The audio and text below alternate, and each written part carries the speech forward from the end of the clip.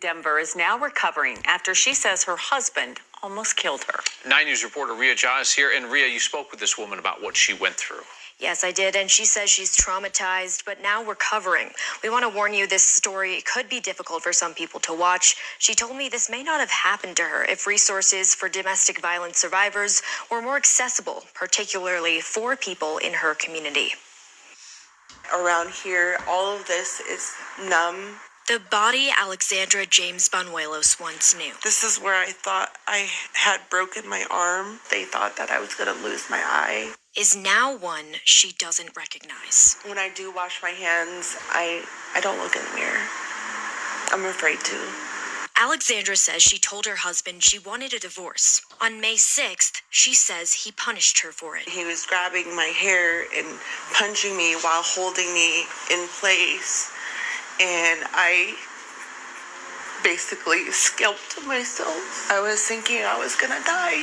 She says he's hurt her before. Alexandra filed a protection order against her husband, Brandon Banuelos, right after he was arrested for assaulting her on February 14th. February 15th, he was let out of jail. And he came right back to me. The Denver Police Department says they're investigating, and no arrests have been made. Alexandra has no idea where her husband is, but knows she needs to get out of Colorado. I'm terrified that he's going to come back and finish the job that he was about to do. Now in recovery, she says the fact that she wasn't killed makes her one of the lucky ones. We're Indigenous, and some of my family members have gone missing. Some have gotten murdered. According to the U.S. Department of Justice, more than 4 in 5 American Indian and Alaska Native adults have experienced some form of violence in their lifetime. Alexandra says the resources for her community aren't accessible enough. I've been trying to escape this marriage since February 14th, and there's no help for us. Doctors told Alexandra she might need facial reconstruction surgery. She's now taking 20 to 30 pills per day to manage her injuries.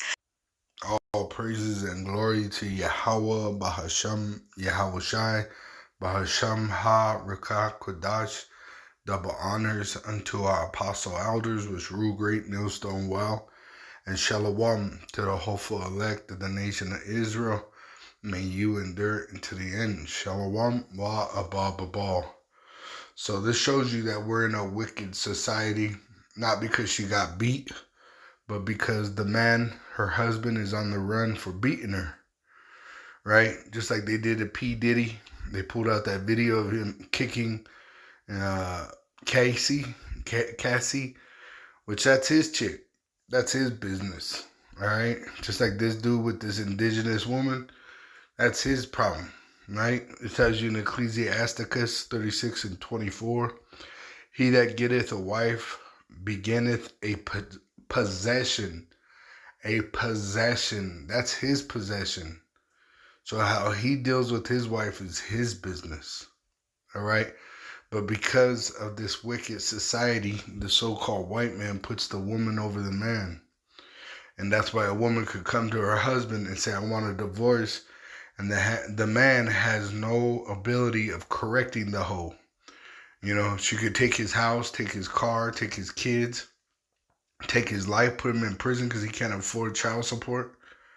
All right? But you can't correct the hoe, right? That's this wicked-ass society. This is a wicked-ass society that we live in because it's being ruled by the so-called white man, and he puts the woman on a pedestal.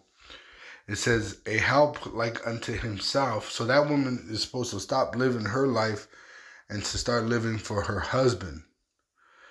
And a pillar of rest. But a woman coming to her husband saying, I want a divorce, is that rest? No, that's causing problems. So the man trying to correct his wife from making a devastating error of divorce, right? Which I guarantee they got kids. And she's going to leave him for what? So she could go live the hot girl summer? And the husband, loving her, whoops her ass. Him not killing her is a merciful thing, right? But in this wicked society, he's looked at as the monster. They're going to hunt him, right? And they're going to victimize her. So this shows you that this is a wicked ass society. It tells you in 1 Timothy 2, it says right here in verse 11, let the woman learn in silence with all subjection, but I suffer not a woman to teach, nor to usurp the authority over the man, but to be in silence. So that's where a woman's place is. Shut the fuck up and get behind your man. Your life does not matter. Your husband's life is what matters. Women come a dime a dozen. So the only valuable women in this society are the women, first of all, of Israel nation, but they get back in order. And the Israelites are the so-called Negroes, Latinos, and Native American Indians, which have been scattered throughout the world in slavery, which this woman has been colonized, right? Divorce is a so-called white man thing, which he came in and pushed that divorce so that he could separate the homes, break up the homes. He gave the woman jobs and food stamps and housing, but she has to destroy her family, which the men, right? We have no power in this society because the wicked are ruling. Isaiah 3:11, woe unto the wicked, it shall be ill with him, for the reward of his hands shall be given him. As for my people, it says children, which means the so-called white man is the lowest existence of mankind, are their oppressors, and women rule over them. O my people, the Israelites, they which led thee, which the so-called Caucasians are the ones that are leading the Israelites today. And you even got these false leaders like Creflo Dollar, Martin Luther King, Malcolm X, right? That the so-called white men used to mislead the people.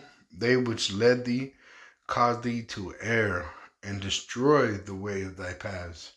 And that's what they taught these women, to destroy their homes, destroy their man and his manliness by taking away his rights and putting him in prison and putting him on child support and taking away his kids and, beating around another man with his kids. So, hey, that woman got everything she deserved. And really, you women that divorce your husband, you deserve death, all right? You don't even deserve to live. You really don't deserve to have the kids, right? You just make the world a worse place.